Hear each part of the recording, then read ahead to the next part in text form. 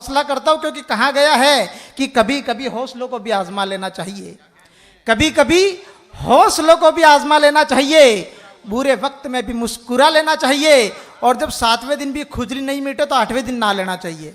वाह वाह वाह वाह भाई। और मैं ये 8वें दिन नहाने की बात इसलिए करता हूं क्योंकि मैं पानी का बहुत सम्मान करता हूं, और पानी का सम्मान हम सबको करना चाहिए, वरना पानी की कमी से भी समस्या हो जाती है। अभी थोड़े दिन पहले मैं भोपाल गया कवि सम्मेलन में, वहाँ मैं दाढ़ी बनवाने नाई की दुकान पे गया, नाई ने मेरे को कुर्सी पे बिठाया, मेरे मुंह पे शेविंग क्रीम लगाया, फिर ब्रश के ऊपर थूका और मेरे मुंह पे रगड़ने लगा।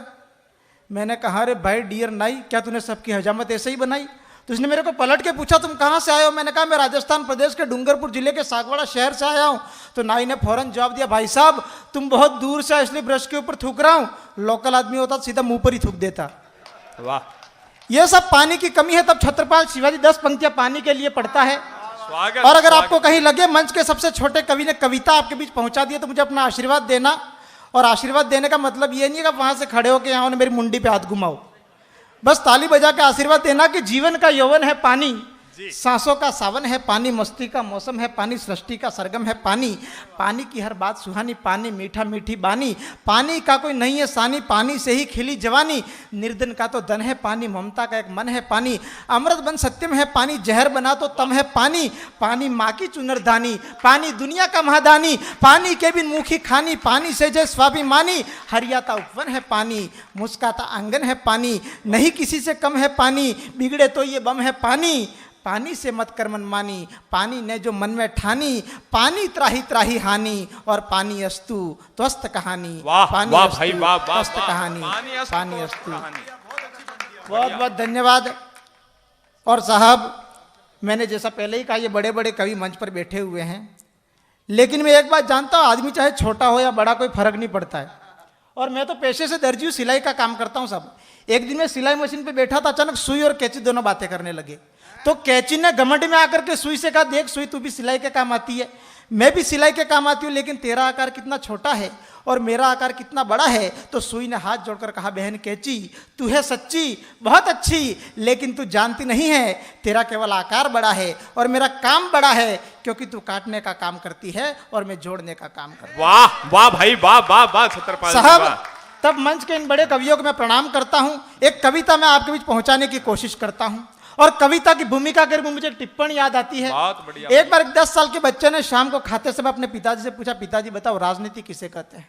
एक 10 साल के बच्चे ने शाम को खाते समय अपने बाप से सवाल करा बापू बताओ राजनीति किसे कहते हैं। तो बाप ने कहा बेटा अभी है तो छोटा इसलिए राजनीति को समझने की तेरी उम्र नहीं है, लेकिन आपको मालूम है बच्चे बच्चे होते हैं, बच्चे जिद्दी होते हैं। वो बच्चा भी जीत पर आके बोले नहीं पिताजी आप तो मेरे को अब भी समझाओगे राजनीति किसे कहते हैं।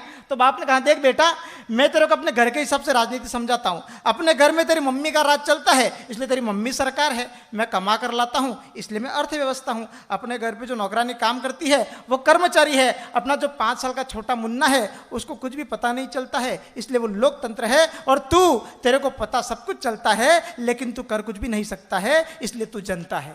इसलिए तू जनता है। लेकिन ये बातें बच्चे के समझ में नहीं आई, ये बातें बच्चे के पल्ले नहीं पड़ी। बच्चा चुपचाप खाना खाकर सो गया। उसके बाद जब आधी रात को बच्चे की नींद खुली तो उसने देखा उसका 5 साल का छोटा भाई बिस्तर में सुसु करके पड़ा है, रो रहा है, सिसक रहा है, सुबक रहा है। पास में उसकी माँ मस्ती से सो रही है, खर्राटे ले रही है। लड़का अपने कमरे से बाहर निकला तो उसने देखा आधी रात को उसके पिताजी नौकरानी के कमरे से निकलकर वापिस अपने कमरे में जा रहे हैं।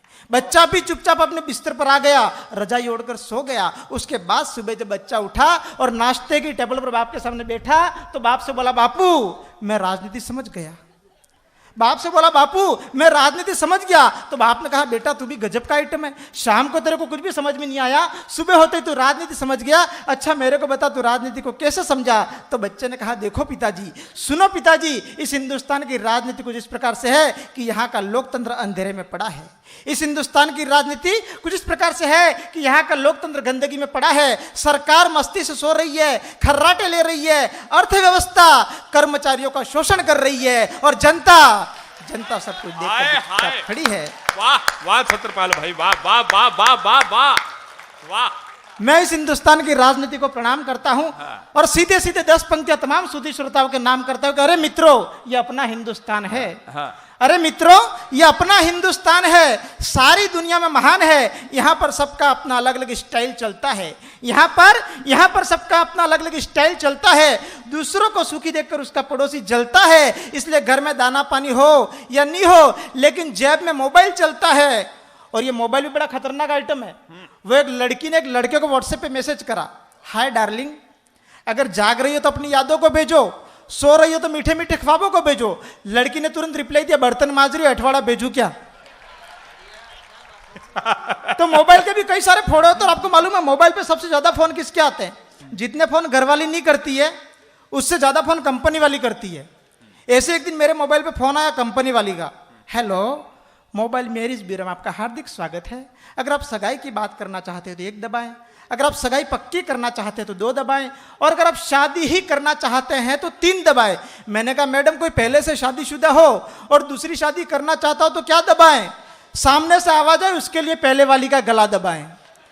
इसलिए मित्रों, ये अपना हिंदुस्तान है, सारी दुनिया में महान है। यहाँ पर सबका अपना अलग अलग स्टाइल चलता है। दूसरों को सुखी देखकर उसका पड़ोसी जलता है। इसलिए घर में दाना पानी हो या नहीं हो, लेकिन जेब में मोबाइल चलता है। और ये नज़ारा देखकर मेरा दिल बार बार मचलता है कि पर्दे के पीछे से इस देश को कौन छलता है, कि पर्दे के पीछे से इस देश को कौन छलता है। लेकिन मुझे इस सवाल का कोई जवाब नहीं सूझता है। और मेरा मन मेरे को बार बार एक ही बात पूछता है कि बेटा तू क्यों हैरान होता है, फालतू परेशान होता है? अरे तू अकेला ही क्यों रोता है? ये तो समय की मार है, अनियमित रफ्तार है कि सबकी एक दूसरे पर बुरी नजर है। और कलयुग का ये ऐसा खतरनाक असर है कि यहाँ पर जो झूठ बोलेगा वो पूरा पूरा माल चाट खाएगा, और जो सच बोलेगा उसको काला कौआ काट खाएगा। जो सच बोलेगा उसको काला कौआ काट खाएगा। और आइए, इस भूमिका के अंतर्गत एक कविता मैं आपके बीच पहुंचाता हूं। स्वागत। और छत्रपाल कविता का विषय है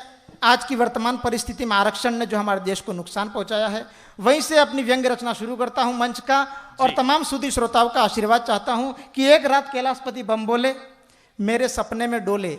एक रात कैलाशपति बम बोले मेरे सपने में डोले, और डमरू बजाकर बोले, बेटा छत्रपाल शिवाजी, मैं हूं तेरी कविताओं से बहुत राजी, इसलिए आज मैं तेरे सर पे अपना हाथ धरूं। उससे पहले तू ही बता कि मैं तेरी कौन सी इच्छा पूरी करूं? तो मैंने कहा, हे नाथ, हमारे साथ आपका पूरा आशीर्वाद है, इसलिए मेरे मन में बस एक छोटी सी मुराद है कि आज इस कलयुग के हिसाब से आप मुझे कोई सरकारी नौकरी दिलाइए, कहीं और नहीं तो शिक्षा विभाग में ही लगाइए, और कम से कम इतनी कृपा तो जरूर बरसाइए कि बाबू न सही एक चतुर्थ श्रेणी चपरासी बनाइए, बाबू ने सही एक चतुर्थ श्रेणी कर्मचारी बनाइए। इतना सुनते ही शंकर जी गरमाए, लाल पीले होकर जोर से चिल्लाए कि अकल के लट्ठे, उल्लू के पट्टे, अगर महाशिवरात्रि के दिन तू मेरे मंदिर में केवल दर्शन करने ही जाता या किसी पंडित से थोड़ा पूजा पाठ ही कराता तो इतने से ही तू बहुत बड़ा अधिकारी बन जाता। अरे तू मेरे को जानता नहीं है, मेरी पावर को पहचानता नहीं है।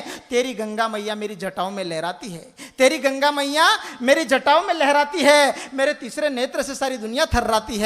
फिर बोल बेटा, मेरे आगे किसी की क्या औकात, तेरे इस शासन और प्रशासन की क्या खाक बिसात। अरे मैं अभी घंटे भर में ही खत्म कर देता हूं तेरी नौकरी का ये झमेला, ला जल्दी से ला तो अपनी तमाम डिग्रियों का थैला। तो मैं धीरे से बोला, हे सतयुग के भूतपूर्व रक्षा मंत्री, हे सतयुग के भूतपूर्व रक्षा मंत्री, इस घोर कलयुग के इंटरनेशनल शिक्षा मंत्री, मैं मानता हूं, मैं जानता हूं कि हर चीज तुम्हारे लिए खेल है, लेकिन इस आरक्षण के चक्कर में, इस भ्रष्टाचार के चक्कर में सारा मामला फेल है। और मत भूलो कि ये सरकारी नौकरी आजकल कुर्सी की रखेल है, मत भूलो कि ये सरकारी नौकरी आजकल कुर्सी की रखेल है। परंतु भोले बाबा नहीं माने, सारे प्रमाण पत्र लेकर चले गए, न जाने कहां कहां पर चले गए, और बहुत समय बीता, किंतु भोले बाबा लौटकर वापस नहीं आए, नहीं मेरी नौकरी के कोई समाचार पहुंचाए। फिर भी दोस्तों, मुझे इस बात की कोई नहीं है चिंता, मेरे जहन में तो बस एक प्रश्न बचा है जिंदा कि इस भ्रष्टाचार के भाषण से, इस महाभारत के शासन से, इस रिश्वतखोरी के पोषण से, इस आरक्षण के शोषण से मेरे भारत की मुन्नी बदनाम हो रही है। कच्ची उम्र में शीला जवान हो रही है, भूखों को नहीं मिलता है निवाला, प्रतिदिन होता है एक नया घोटाला, माया की काया पर नोटों की माला, सच्चाई के मुंह पे लगा है ताला, कोमल हाथों में हाला का प्याला, और आईपीएल में नाच रही अर्धनग्न बाला। इसलिए हे भोले, इसलिए छत्रपाल इसलिए भाई, है वाह, बोले वाह। अब तो चला दो अपना भाला और इस युवा पीढ़ी के भीतर एक नई क्रांति का शंखनाद करो और विदेशी बैंकों में कैद सोने की चिड़िया को आजाद करो, सोने की चिड़िया को वाह आजाद करो, वाह वाह सोने की वाह चिड़िया। भाई वाह।